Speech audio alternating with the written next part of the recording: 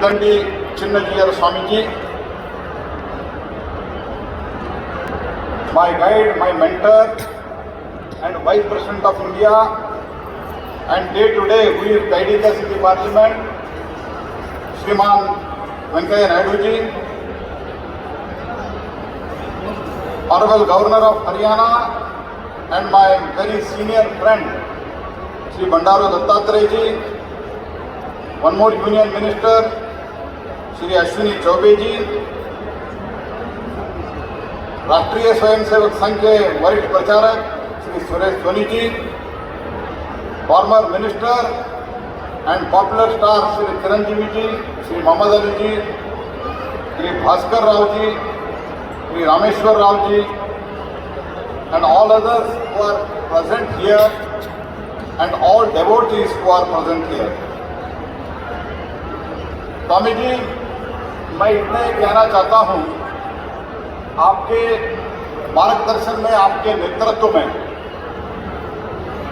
रामेश्वर राव जी, भास्कर जी, एक शून्य से नया सृष्टि बनाया, ऐसे मैंने इसको देख के When I visited here, मुझे तो बहुत आनंद लगा, क्योंकि मुझे तो लगता है देश में अभी हम 70 आज़ादी का अमृत महोत्सव मना रहे हैं। इस शुभ संदर्भ में मुझे लगता है भारतीय विचार का, हिंदू संस्कृति का एक बहुत बड़ा पुनरुत्थान हो रहा है, क्योंकि जैसा उत्तर में अयोध्या, काशी जिसके लिए हम सोच भी नहीं सकते, काशी इतना बदल जाएगा, इतना बड़ा बदलाव उधर आया है, देखने से मन प्रसन्न हो जाता है। ऐसे मैं अभी कुरुक्षेत्र से आ रहा हूं, मैं देवभूमि से आ रहा हूं, मैं उत्तराखंड में था, मैं उत्तराखंड से हमारा रंजीत और रामेश्वरा जी बहुत आग्रह किया, मैंने उधर से इधर पहुंचा, और उत्तराखंड में जब मैं घूम रहा था चुनाव प्रचार के लिए, मैं 2-3 महीने से उधर था। मैं माननीय वेंकैया जी से परमिशन लेके मैं पार्लियामेंट में हाजिर नहीं हुआ, पार्लियामेंट में मिनिस्टर के नाते, लेकिन मैं उधर ही था। मैं देख रहा था बद्री, केदारनाथ, बद्रीनाथ, यमुनोत्री, गंगोत्री, जो बदलाव हुआ है। तो पहले के स्थिति में जो लोग जाने से उधर ही फंस जाता था, लोगों को जाने के लिए फिर भी लोग जाते थे, हजारों लाखों संख्या में जाते थे, शायद आप भी गए होंगे। लेकिन आज इस देश के प्रधानमंत्री नरेंद्र मोदी जी के नेतृत्व में अयोध्या में बदलाव आया, उसी तरह बदलाव आया काशी में, और उसी तरह बदलाव आया 4 धाम में।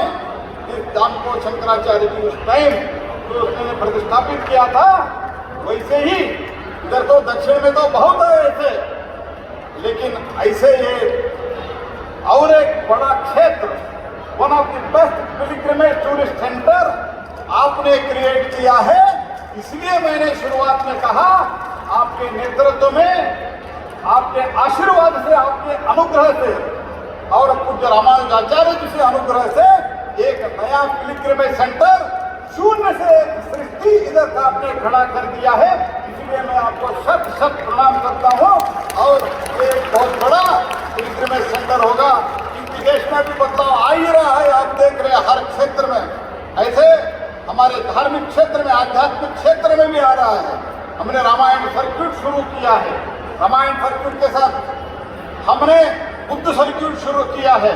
इसमें डिटेल में अभी नहीं जाता हूं, लेकिन यहाँ आपने जो किया है, रामानुजाचार्य जी के बारे में माननीय वेंकैया जी ने बहुत विस्तार से बोला है, और प्रधानमंत्री जी ने जब उन्होंने आए थे तब उन्होंने बहुत अच्छे ढंग से इधर अपने विचार रखा है और रामानुजाचार्य के बारे में कहा है।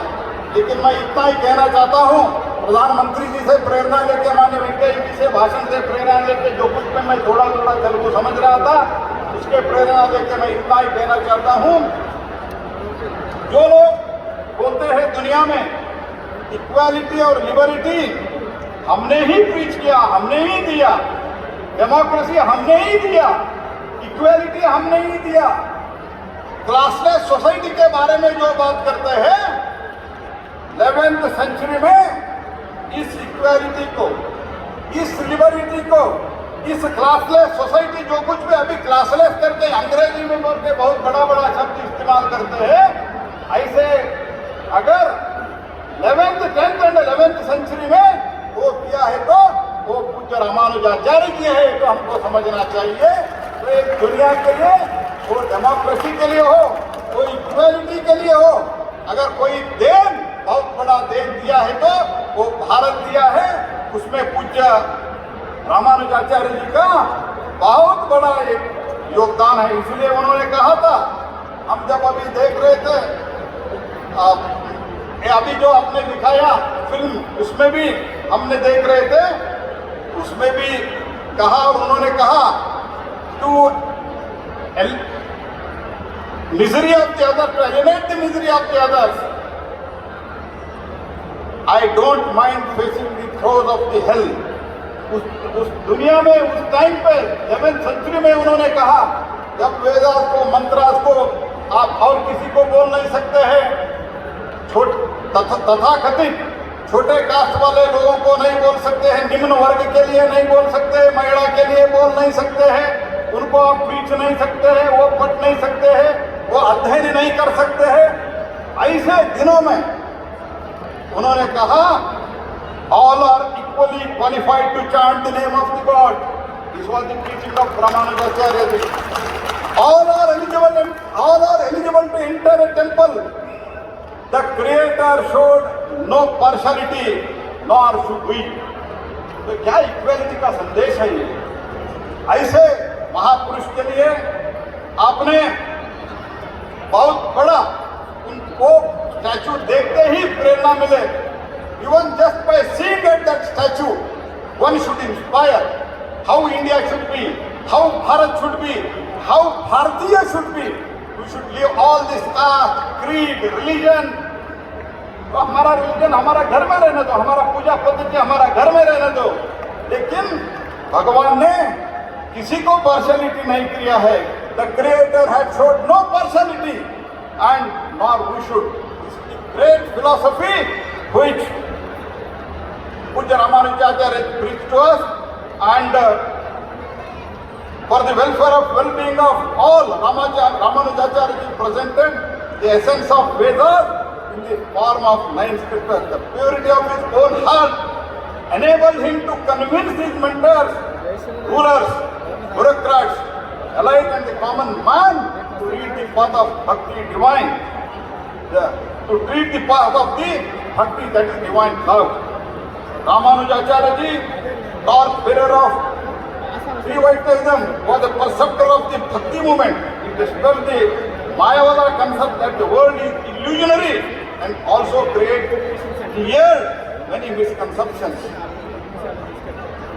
The world painted Bharat with casteism, which was really not so. In the time of Ramanujacharya ji, temples were the centers of the administrations under the control of the one section of the society, one particular caste. Ramanujacharya ji in the 11th century encouraged the inclusiveness by allocating 50% of the caste to the person belonging to the rest of the caste. That is the reason from then on and thereon the restriction based on the caste to enter the temple. तो खत्म time से, ये तो खत्म हो गया।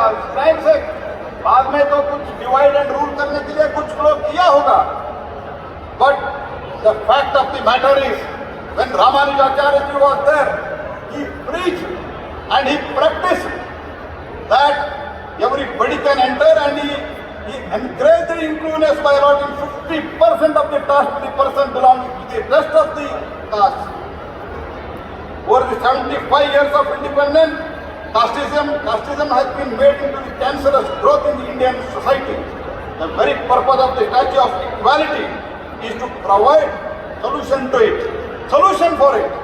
and by seeing it, by understanding it, by looking at the show, everyone should feel, everyone should get inspiration for treating everyone equal. जाति मत पंथ सब छोड़ के हम भारतीय हैं, ऐसे हमको रहना है। और यही एक चीज है, जैसे हम सोचते हैं 21st century should become India century, ऐसे सोचने से नहीं होगा। ये सब हम प्रेरणा देके भारत और भारतीय हम सब एक है, ऐसे चलने के लिए एक बहुत बड़ा स्फूर्तिमान होगा, ऐसे मैं मानता हूँ।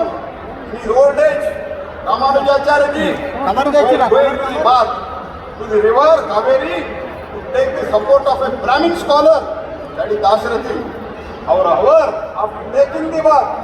after taking the bath, while returning, he used to lean on the shoulders of Dhanurdas. ये लोग by birth he was a low caste, but Ramanujacharya ji, to show an example, to preach, to practice what he preaches, he said he used to lean on the shoulder of Dhanurdas, a low caste birth. This talks of the voluminous about the importance he gave to the devotion for the physical status of the birth. So this is the great work you have done. This is not the time to talk too much, especially when माननीय वेंकैया जी जो हमारे मैं तो वेंकैया जी का बहुत गौरव करता हूँ, जिसे हमको बहुत गाइड करते हैं। और आप है, जब माननीय पूज्य स्वामी जी है, ज़्यादा बात करना ठीक है, मैं इतना ही कहता हूँ। जो रामेश्वर जी, भास्कर जी और रंजीत जी और सब पूरा आपके टीम पूज्य रामानुजाचार्य जी के आशीर्वाद से, आपके प्रेरणा से एक बहुत बड़ा काम मैं बता रहा हूँ। जैसे अयोध्या में काम हो रहा है, जैसे काशी में हो रहा है, जैसे 4 धाम में हो रहा है, ऐसे एक बहुत बड़ा काम आपने किया है।